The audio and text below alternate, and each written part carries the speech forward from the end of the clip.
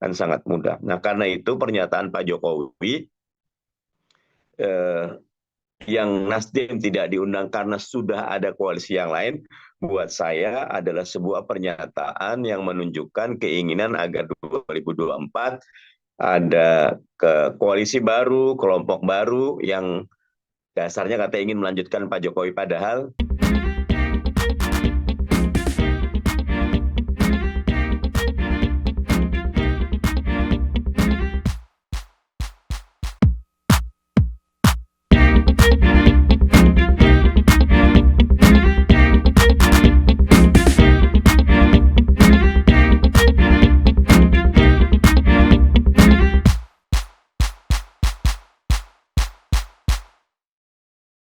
Baik, sahabat-sahabat sekalian, kita mulai diskusi kita pada malam ini, Indonesia Leaders Talk tentang Istana Cawe-Cawe Capres 2024 kepada Pak Mardhani Alisera. Persilakan untuk memberikan pengantar dan pembukaan.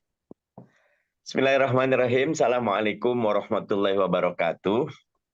2024 adalah momen paling penting buat kita untuk menata ulang proses demokrasi kita, proses ketatanegaraan kita, proses manajemen sumber daya manusia dan sumber daya alam kita, betul-betul sebuah moment of truth. Dan karena itu, segala langkah, segala upaya yang mencoba mencederai kompetisi yang luber dan jurdil, ya, langsung, umum, bebas, rahasia, jujur dan adil sebagai asas dari pemilu kita, perlu kita tegas suarakan penolakan dan penentangannya.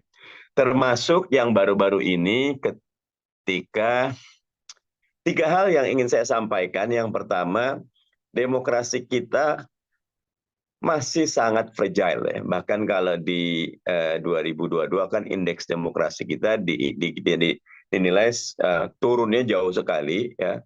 Kembali ke indeks tahun 2014 di zaman pertama kali Pak Jokowi berkuasa, dan itu menunjukkan perlu dirawat betul-betul indeks demokrasi ini. Dan yang paling utama merawat indeks demokrasi adalah para elit, ya.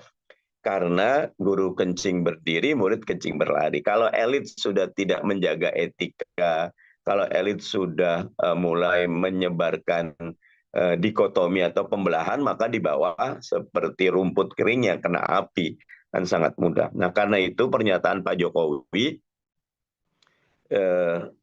yang Nasdem tidak diundang karena sudah ada koalisi yang lain, buat saya adalah sebuah pernyataan yang menunjukkan keinginan agar 2024 ada koalisi baru, kelompok baru yang dasarnya kata ingin melanjutkan Pak Jokowi, padahal cukup 10 tahun Pak Jokowi sudah bekerja membangun Indonesia, dalam tanda kutip, biarkan 2024 itu tidak perlu lagi ada legasi yang diturunkan, diwariskan, biarkan likulli marhalah rijaluha, setiap tahapan itu ada orangnya.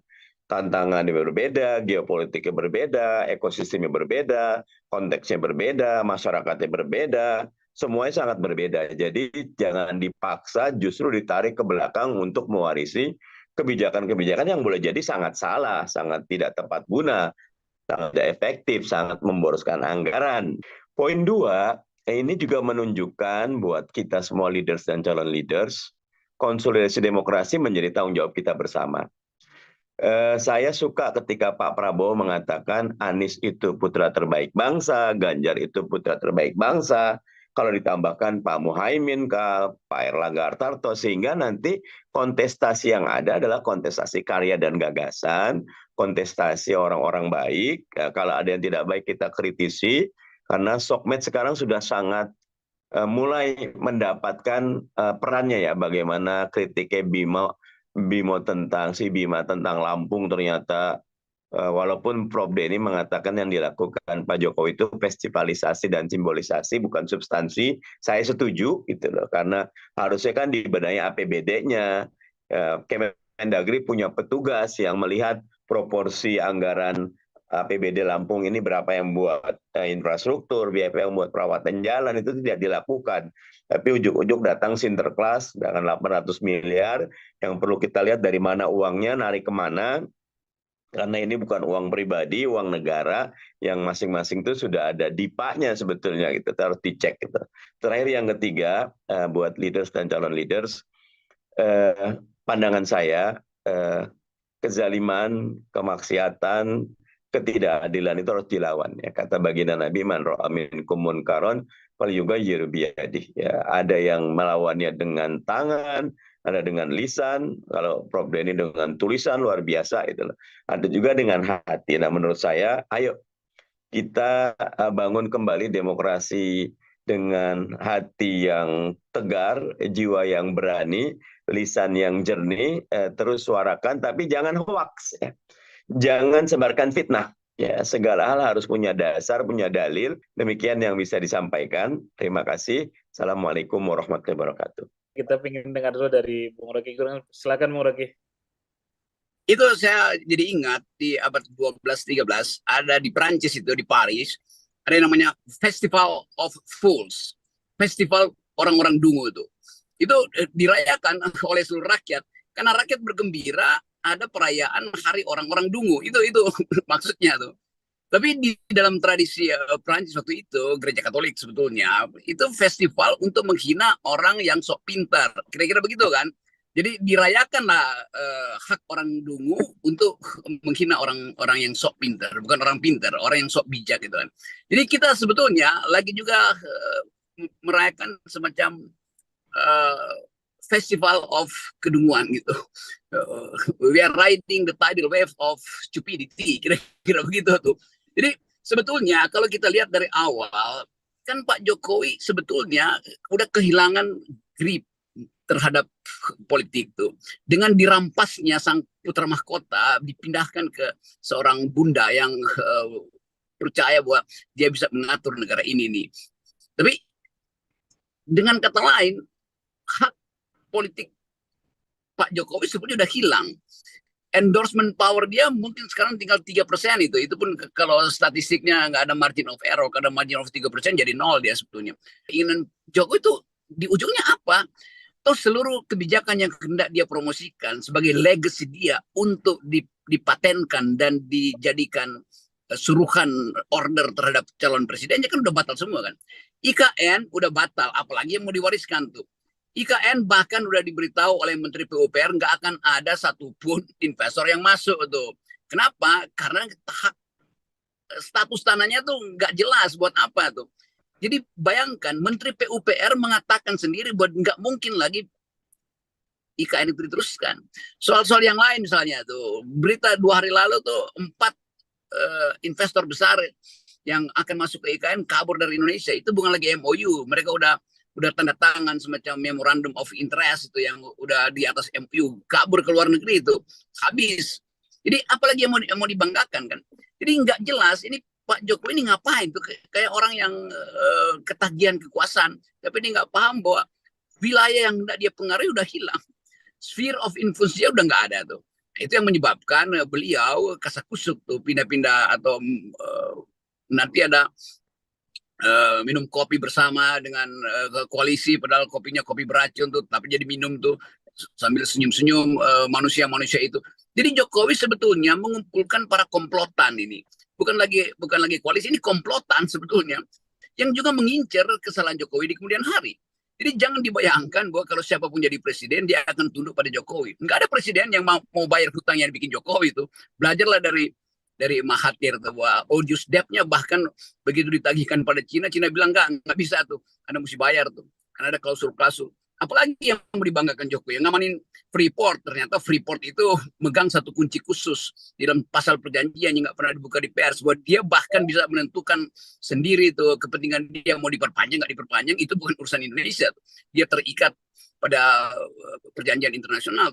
Jadi semua tipu-tipu Jokowi itu dibaca dengan bagus oleh financial player yang nongkrong di Singapura dan merasa bahwa satu saat kita bisa mainkan Indonesia tuh. Jadi bayangkan misalnya Jokowi masih menganggap dia bisa mengendalikan, bahkan di dalam kabinet sendiri nggak bisa mengendalikan. Jadi ini sebetulnya situasi yang paling dangkal, situasi yang paling banal dari proses politik kita tuh hari-hari ini. Di samping itu, kalau kita berpikir tentang siapa yang akan memimpin nanti, kita nggak tahu idenya apa.